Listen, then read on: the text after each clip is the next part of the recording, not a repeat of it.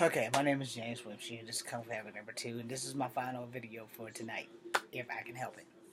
Because I have to deal with a whole bunch of shit tomorrow, thanks to schools being 2 hours delayed and some more shit. So, I was watching that alt-right racist dude, and I haven't finished watching that. I'll give you guys my report on that sometime this weekend. Or you can watch it on Vice and tell me what you think. In HBO. This is about the guy that got arrested here in Charlottesville. Sorry. I apparently didn't get all the dead skin off my lip at work today. And it's getting on my nerve, so.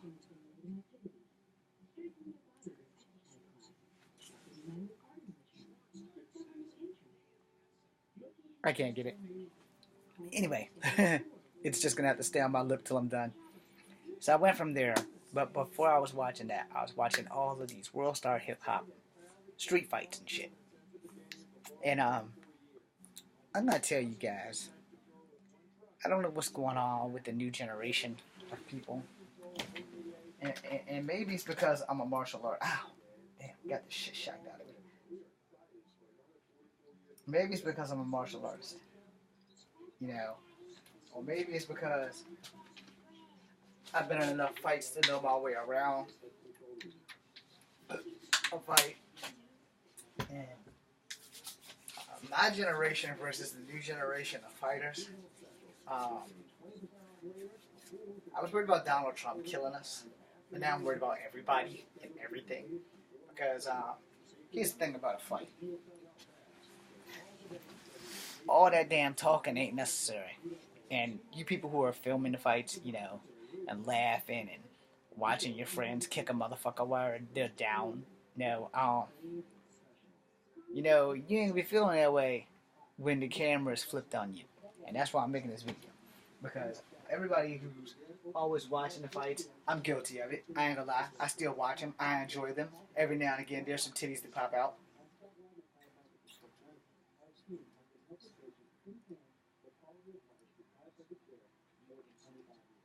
Did I mention I watch them and I enjoy them, and every now and again, some titties pop out?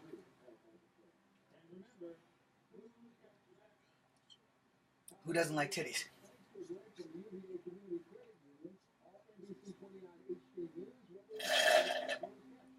And tea. Lots of tea. But who doesn't like titties? Okay, so as I watch these fights, the guy on the camera, the guy's always holding the cameras, running around saying ooh, ooh, ooh, ooh, and you know, watching all this stuff as it goes down. That's cool and everything, but you're not gonna feel that way when you're on the business end of an ass whooping that someone's throwing you, and somebody's filming it and posting it up and on YouTube and World Star and all these other things. Because personally, if I'm getting my ass beat, two things I don't need. I don't need the background noise talking about some hit him, get him, get him. I don't need none of that shit. I know what I'm doing. When the fight starts, I have one mission: survive that motherfucker. When I square up, I'm gonna square up just like this. Not this. Not this. Not this. I don't know what the fuck that shit is. But I've seen so many different fighting styles and so many different crazy fucking... I'm like, what the fuck? Who taught this guy? You know, I seen dudes do like this and actually win. Alright, so I ain't gonna really take away, you know, that rolling it up shit. Switching off. You know, now I'm traditional, so I'm gonna fight like this, and I'm a jab and I'm a hook. And if you a southpaw fighter, so am I. Boom, yo, boom, yo. I'm gonna match you. I'm gonna mimic every motherfucking thing you do, and hopefully, my skill set is gonna be great enough to keep me conscious for the win. Now I haven't been in a fight in a long time, and I'm 44 years old, so I'm gonna end this fight as fast as I fucking can. And though the doctor said no kung fu, fuck that shit. My life or yours is gonna be yours before it's mine, because I'm taking your shit out. These damn things is real. I didn't spend 5 months eating dirt in Fort Benning, Georgia, and learned absolutely fucking nothing. But I already knew shit before I went in, and the shit I knew was probably a little bit better than the shit they was teaching us. But watching all these videos on World Star and YouTube, and it's a lot of motherfuckers that's fighting in some bizarre ass shit. And some of them bizarre motherfuckers have won some fights. So I give it up to you guys who fight bizarrely and have won. I don't know if it's luck or skill, but yeah, they won. But you know, it's the guys in the background just hollering and screaming, and the chicks in the background calling all these little girls bitches and whores and sluts. And you slept with my man and all this other shit and hit that bitch for me. And I'm sitting here, I'm like, are we really this bad? I mean, as humans, now most of the fights I've seen have been black chicks with yellow boobs. I've seen a couple of white chicks, but they don't really get down and dirty. And my question for all of you people who like to come out of your clothes while you're fighting, why? You know, I'm about to fuck you up. Yo, hold on. Let me get my shirt off. Let me tell you something. I'm old school.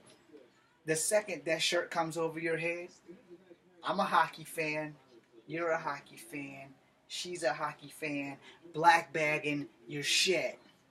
I'm going to tie that shit in a knot, and I'm going to your ass. You want to fight with your clothes off? You know, you kind of got to take the consequences that come when you trying to do this shit. You know, you making it easier for me to hurt you.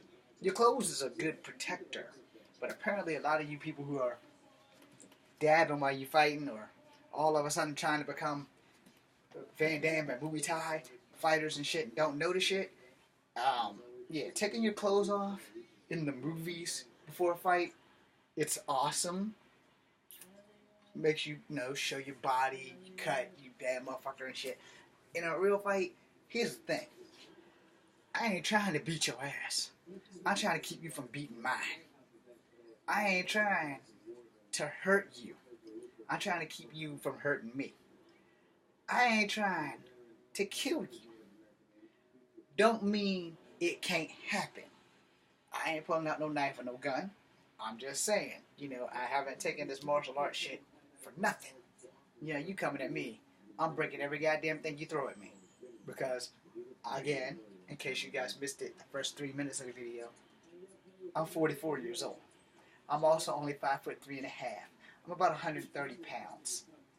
I do not have time to take a beat down. I don't have a problem giving it.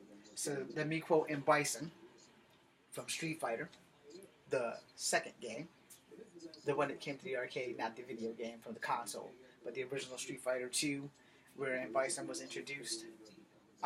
It's better to give pain than receive it. Alright? So I'm fixing to throw you a season's beating. I ain't fixing to take one. I ain't gonna say it can't happen, but, you know, there's two things gonna happen. First, I gotta beat the guy that I'm fighting. That's the most important thing. Second, if I'm in the middle of a fight and I see you recording it, you're next. Because I'm gonna purposely get my opponent over in that direction so that I can teach you how it feels to be on the business end of an ass whooping. Especially since it's probably gonna go viral anyway. And everyone's like, oh, James, you got your ass kicked, you got your ass kicked. But not as bad as the guy who was recording that shit gonna get his ass kicked. But I'm pretty sure I'm probably not gonna get my ass kicked because a fight is not something that you play around with. When that damn bell rings or whenever that first swing is thrown, I have one mission: to hit you with bad fucking intentions, because on your thought process, you're gonna hit me with bad fucking intentions. And my policy in a fight is really simple. The bigger you are, the harder I get to hit you. Now, I make kung fu movies. Let me rephrase that. Before the army and before my hip replacement, I used to make kung fu movies. Let's get one thing abundantly clear. I've been a street fighter since I was 6 years old. I started learning martial arts at 7. I've been a street fighter since I was 6 years old. I started learning martial arts at 7. By 37, I joined the United States National Guard and became a nasty girl for about 5 months. Then I fell in a hole and ruined my career before it could begin. So yeah, my dog tags is real. They taught me Brazilian Jiu-Jitsu in Delta. I sucked at it. We had some pugils. They got it on YouTube where Fagin hit me in the nuts with the damn pugil stick, and I pretty much was done right there. In case y'all don't know what a pugil stick is, it's a giant motherfucking Q-tip. Now, in Bravo, they taught us stand-up combat. which was my thing. But since I was on profile for my knee, they wouldn't let me participate. I could take notes and write down, and I could correct people, and I would tell them, no, because that's not exactly how you would do that. But the drill sergeants wouldn't let me speak, and my specific drill sergeants, Stoltz and White, couldn't stand me. And the drill sergeant Robinson, him and I was cool because we was the same age, or damn near the same age. No, but like I said, my videos came back to haunt me in the military, which is another reason why my two drill sergeants, and I don't have no ill will towards Drill Sergeant White. As far as Drill Sergeant Stoltz come, hey, water under the bridge, he was a Marine, so you kind of got to let him slide a little bit, because Marines is just fucking nuts anyway. But, you don't mentally kick a soldier down when he's already down. Now, I joined the military for two reasons. My heart was broken, totally destroyed. I needed somewhere to be. I had no intention of coming home anywhere outside of a body bag. Drill Sergeant Stoltz made a mockery of me because he's seen all my videos, because like an idiot when I was on profile, I showed Drill Sergeant White. So they knew I knew my shit, and it came back to rub in my face. It's like, well, for a guy who's so tough in the videos, why can't you be that tough here? I said, well, I'm on profile, and y'all won't let me do what y'all want me to do. And then when the whole incident happened with me trying to kill a drill sergeant and not go back to golf, I was the biggest punk bitch that ever was. And in the military, you have rules and laws where they can't touch you with anything but the brim of their hat, and they can call you and do whatever you want. Well, when I was going to golf, some drill sergeants abused their power. My captain and them all laughed in my face and called me all kinds of punk bitches and everything. And it was a horrible experience. And then I got to Delta. Now, I would have probably graduated from Delta if my dumb ass could actually do two things. If I could lay down properly and shoot, which I failed to adapt with my rifle. Everything else, I was good. And then some asshole, one of our battle buddies, fucked up and I re-injured my leg. They had to go to the fucking Tree of Woe and the Gate of Woe, or wherever the hell it was when we were down range, and I wasn't supposed to be doing all that damn running. Well, apparently that fucked me up, and so I had to get on profile. And then the 2 days that I could have qualified, because one of my boys hooked me up with more bullets than you could shake a stick at, it started raining. So that was guy at work telling me, yo, dude, this ain't gonna be for you. And that wasn't how I planned on coming home. I would come home, because if I could be healthy now, I'd have been still engaged in infantry. Anyway, moving on. When you're going to fight somebody, there's two things you must know. One, if you're in horrible shape, fighting is not for you. So if you're an athlete and you're a smoker, you're probably not going to last more than one round. Now, if you're an athlete and you just physically aren't as in shape as you think you are, then you're not going to last one round. If you can't take a hit, you better make sure that you end the fight quickly, because it only really takes one to put you to sleep. Now, me, in my defense, I haven't been hit in a very long time. So I need to end the fight quickly before everything I just said happens to me. Now, here's the thing. No, I ain't afraid of getting my ass beat. But I don't want you kicking me while I'm down. Because if I see the video and I remember it, I'm going to find you. And you ain't going to be with all your friends when I find you. And believe me, if I tell you I'm going to find you, it ain't going to be because I'm out looking for you. It's going to be a twist of fate that's going to bring you right into my path. Because that has happened to me before. Not because I got my ass beat, or because I wanted to fight somebody just that badly. And it was a twist of fate. And when I fought him and I won, he was way bigger than me. We became good friends after that. I'm leaving all names off for a very important reason. I'm not in the habit of embarrassing anybody. That's not what I do. But this fight had been coming because he had started it with me. And I'll be honest, the first time we had a conflict, I was scared as shit because he was so fucking massive, but he was younger than me. And I didn't know if this motherfucker could fight or not. About a half a year later, I would find out. And when I found out, it wasn't gonna be a happy trail because he was a big motherfucker. And had I not been afraid of him, I probably would have lost. Now I'm leaving it right there because like I got mad respect for people that I fought and that I have beaten. I'm not out here to embarrass them. I'm not out here to shame them. I'm out here to talk to you guys about these videos that I've been watching on World Star Hip Hop. And yeah, I'm guilty. And yeah, I like titties. They pop out on these videos all the fucking time. And if the censors catch them, you just get little bubbles. But if the censors don't catch them, you get mad boobs. And I like titties. So I'm gonna finish this with this. For all you people who are recording these fights, just keep one thing in mind. Just one thing. Karma does not discriminate. And if you're ever on the business end of a beatdown, and the people that you once recorded are recording you getting your ass whooped, well, just remember, the script only got flipped, and now it's your turn to be on the business end of an ass whooping. So while y'all recording and talking all that, ooh, ooh, get him, or she's a bitch, she's a whore, she's a slut, just be careful because that same bitch, whore, slut, or that dude that you telling somebody to kick while they're down will be recording you when the cycle of karma or vengeance comes around. It's all just a matter of time. And this is how the world works. So you should probably be careful. If you're going to record it, I would advise you just record it and keep your mouth shut. No. And honestly, I don't advise you to record it at all. And if you're going to watch a fight, because I ain't going to lie, it's been plenty of fights that broke out in our backyard in the park, in Jordan Park, and I didn't record it, and I have video cameras, but I damn sure was out there watching it. And I won't talk about who was in that fight either. It wasn't me. But, you know, I've had my little incident, and I will give y'all that right now. I might as well go ahead and finish it off. So I'm going to close with this. So one night, way back in my younger days, I think I might have been about maybe 30, maybe 28, somewhere in between 28 and 30, possibly 32. My cousin acquired a car from his friends in North Carolina. They all came down here and had this party at Woodrow's. Well, they went to this party at Woodrow's, and he apparently got kicked out. Cliff notes, getting kicked out means go sit in the car and don't leave. Cliff notes, he was fucking retarded. He decided to leave and couldn't find his way back.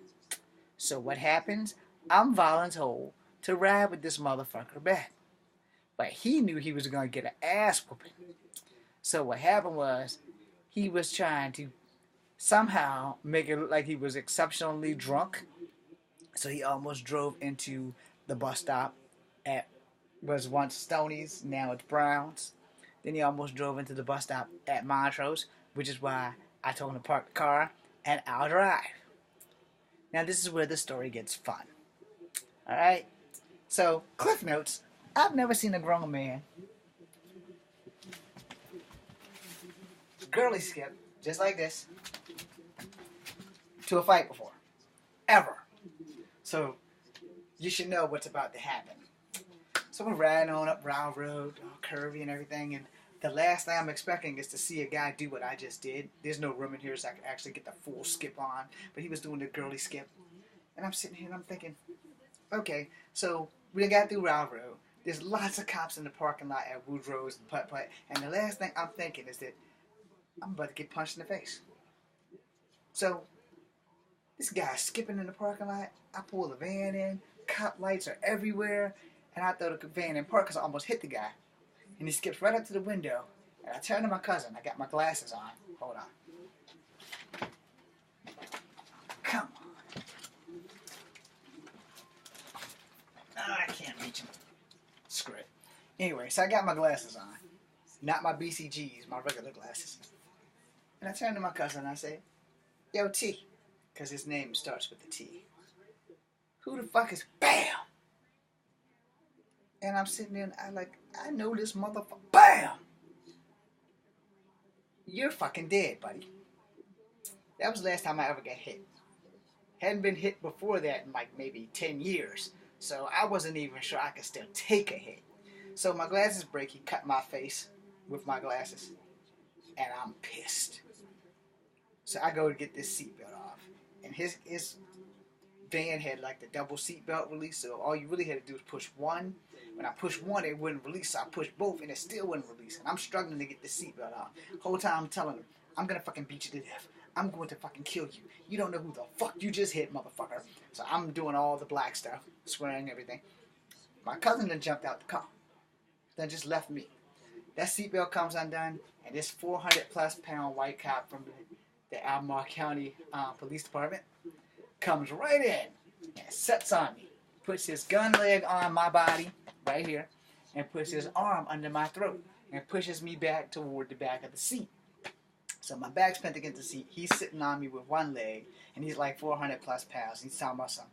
I got you, son. And I was like, well, officer, actually, if you look at my left hand, I got your gun. So honestly, somewhere in your training, you fucked up. Now, if I want you, all I gotta do is twitch my pinky and you's a dead man. I want you. I want this motherfucker that stole me in the goddamn face. The cop's like, well, you know, you stole this man's van. I was like, I didn't steal this man's van. This is my cousin's van. He's like, I'm son, this ain't your cousin's van. I was like, what? He's like, yeah, this ain't your cousin's van. Like, motherfucker. So I instantly calmed down. Put my wrist up like this. He slaps the cuffs on me. So I'm sitting on the wooden bench out there at Woodrow's, and the cop is explaining to me, he reading me my rights and shit. And I tell him, hey, look, man, I didn't even know the goddamn car wasn't his. I was just driving because this asshole was drunk. He's like, yeah, well, the van's still stolen, so, you know, you drive a stolen van. Now, first, let me thank the K-9 cop that saved my ass from going to jail that night, because he knew who I was. He knows that I'm a college kid and I do martial arts and I just don't bother nobody. I go to school, I go to work, I go home. That's pretty much been my life. I've never started a fight a day in my life except for with my big sister. Other than that, I've never ever started a fight. So the cop's explaining to the other cop while I'm still sitting in there in handcuffs. And now while they're having that debate, the guy's brother's coming over there and he's trying to talk to me. Now, mind you, I'm bleeding. So my attitude is kill, because I'm about to go to jail for driving a stolen car. So I might as well give those motherfuckers a reason. That's what my attitude, my mindset was, because here I am trying to do something right, and I'm getting punched in the face for it. Fist burger to the eye, twice, with no mayonnaise, no bread. Plus the guy hit like a pussy. Anyway, so he hit me hard enough to make me bleed, though. So I guess my forehead was the pussy, right here. Anyway, so I'm sitting there and I got these handcuffs on, and this dude's coming out of his mouth talking. I was like, dude, the best goddamn thing you can do right now is stay the fuck out of striking distance. And he's a big guy. He's like 6'2". He's talking shit. He's like, look, the fuck you gonna do? You in handcuffs. I said, clearly you don't understand the concept of these motherfuckers right here is weapons. I said, these ain't handcuffs. These is weapons. I said, only damn thing the cop did was arm me and made me just a little bit more dangerous. So the cop that was trying to keep me from going to jail said, James, you need to just shut up and chill out. I said, nah, this motherfucker wants something. His brother already bust my fucking eye, broke my goddamn glasses. I'm going to go ahead and choke this motherfucker with the weapons that the big guy here has provided. I was like, what you mean they weapons? I said, dude, I know Kung Fu. If I want to, I can kill every last one of you motherfuckers out here and not break a goddamn sweat. And you gave me weapons. So all I gotta do is get around his neck, and his ass is a dead man. So the cop goes, hey, big guy, why don't you just back on off over there for a minute? James is pretty pissed off. We're just gonna let him go and talk to him a little bit. And I told the cop, I said, nah, man, I understand you locking me up for driving a stolen car. I didn't know the car was stolen, so I'm innocent on that. Yeah, I didn't steal the car, so I'm innocent on that. I'm pretty sure that we can work this out somehow. Now, that big motherfucker, he running his mouth. So if I hit him, you will have a reason to lock me up for assault. I said, I know how the law works, and if he keeps getting too close to me, you will be locking me up for assault, possibly attempted murder, because y'all provided me with these handcuffs. And these handcuffs are weapons to a motherfucker who has trained with his hands bound. That's right, I used to train with my hands tied up. I've trained in a lot of different ways to learn how to fight just in case, because you never know what situation you're going to be in. So he goes over back to the tail end of the van. Cop that got me out of this mess is coming over to talk to me. And then the other cop who hooked me in the handcuffs, he's coming over to talk to me. And the guy who broke his hand on my face is in the police car. And my cousin's over there telling the other cop all kinds of lies. So then the cop comes over and says, "Where's the white girl?" And I was like, "What the fuck are you talking about?" He said, "Yeah, your cousin said that y'all dropped the white girl off down there at the church." I said, "Dude, it is 4 fucking churches on Ryle Road. Do you really think that we gonna stop and drop a white girl off at a church on Ryle Road in the goddamn dark when there's no white girl in the car? It's just been me and him." He's like, "Well," he said. I said, "Well, look at this motherfucker. He's drunk.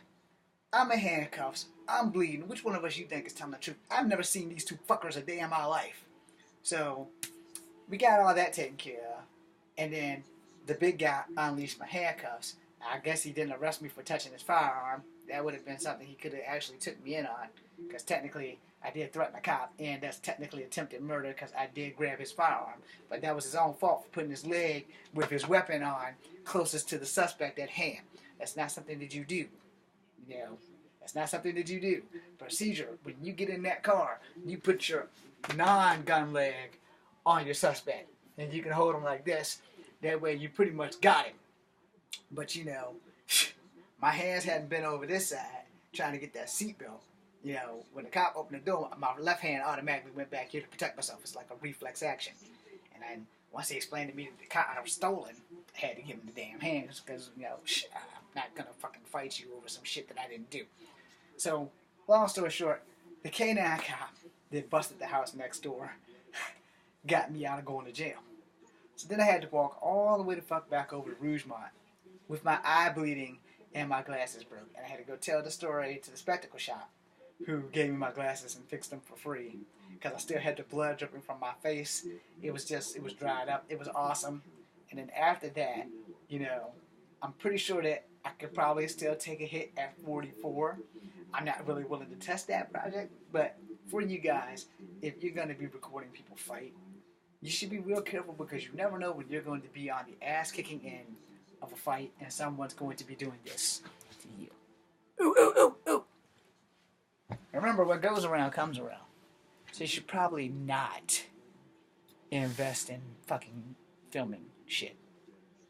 Just watch it. I do.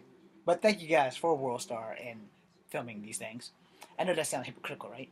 But hey, if you guys are going to film it, I'm going to watch it because titties pop out. Be seeing ya.